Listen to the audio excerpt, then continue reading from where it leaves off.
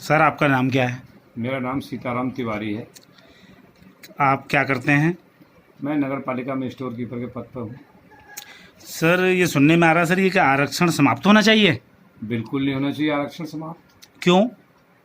आरक्षण ही तो देश के लोगों को, जो दबे कुचले लोगों को आगे बढ़ाने का एक मात्र जरिया है। अगर आरक्षण नहीं होगा तो लोग आर्थिक स्थिति से ऊपर कैसे उठेंगे।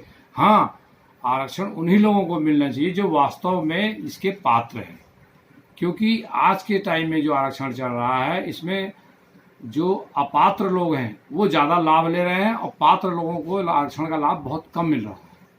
जैसे कि नेता और मंत्री हैं, ये भी आरक्षण का लाभ ले रहे हैं, हवाई जहाज में घूम रहे हैं और आरक्षण का लाभ ले रहे हैं। इन्हें आरक्षण की कोई ज़रूरत नहीं है। आरक्षण सिर्फ उन्हीं लोगों को मिलना चाहिए जो इसके योग्य हैं और पात्र हैं। सब आपके नज़र में जैसे कितना पात्र होना चाहिए, जैसे क्या क्या मानक होना चाहिए? मानक कम से कम 1 लाख रुपया से ऊपर होना चाहिए लगभग। जो इसकी आर्थिक स्थिति आय जो है, लाख रुपए तक की आय होनी चाहिए। ठीक। हाँ। वो मानक में आएगा। हाँ, 50,000 या लाख से ऊपर होना चाहिए आर्थिक जो स्थिति है उनकी पर ईयर। हाँ, क्योंकि सरकार का एक जो लेबर एक्ट का जो मानक है वो 300 कुछ रुपए का मानक है। लेकिन सरकार खुद मानती है कि 300 कुछ रुपए का, 316 रुपए का उसका मानक है पर डे का। अकुशल मजदूर का, कुशल का तो और ज़्यादा है। लेकिन मान लो कितना भी अगर कुछ कम करते हैं तो 50 से आदमी ऊपर ही जाता है। और आजकल जो आरक्षण में आय की जो स्थिति रख रखी गवर्नमेंट ने, वो 15,000 पता नहीं 12,000 कुछ इस तरीके रख रखी है, जो बिल्कुल ही गलत है।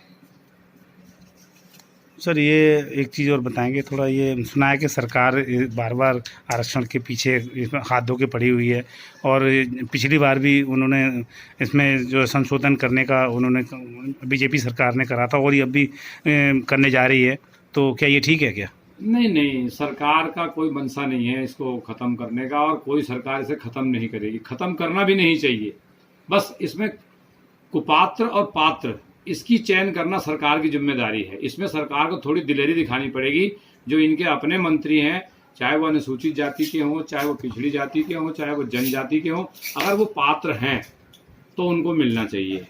और वो अगर पात्र नहीं है, नेता मंत्री अगर वो बने हुए बैठे हुए हैं, आरक्षण का लाभ ले रहे हैं, तो तुरंत ही इनको अपना स्वयं ही अपने लोगों के लिए ही इनको अपने बलिदान देना पड़ेगा। भाई क्यों आप अपने ही लोगों का शोषण कर रहे हैं? मान लो एक गरीब आदमी के 4 बेटे हैं और एक मंत्री या इस स्तर के लोगों के 2 बेटे हैं।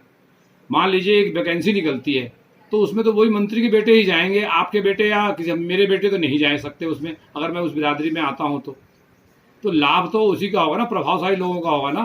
तो जब तक इनका आरक्षण इसी बिरादरी के अंदर, हमारे एससी बिरादरी के अंदर अगर आरक्षण का सिस्टम जो है व्यक्तिगत तरीके से, जो लोग आर्थिक स्थिति से ऊपर उठ गए हैं, इनको अगर नहीं रोका गया तो ये लाभ जो है नीचे जो दबे कुचले लोग हैं हमारी बिरादरी के अंदर वो रह जाएंगे और जीवन भर रह जाएंगे। चाहे सारी उम्र आरक्षण क्या 10 पीढ़ी तक आरक्षण का लाभ देते रहे, इनको फायदा नहीं। मतलब आप चाहते हैं कि एससी का आरक्षण खत्म ना हो? बिल्कुल नहीं होना चाहिए आरक्षण। एससी का किसी का भी आरक्षण खत्म नहीं होना चाहिए। आर्थिक आधार में जो भी आदमी गरीब है उसका आरक्षण हमेशा लागू रहना चाहिए। मतलब मैं पूछना चाहूंगा सभी वर्गों को मिलना चाहिए आरक्षण, सभी वर्गों को मिलना चाहिए।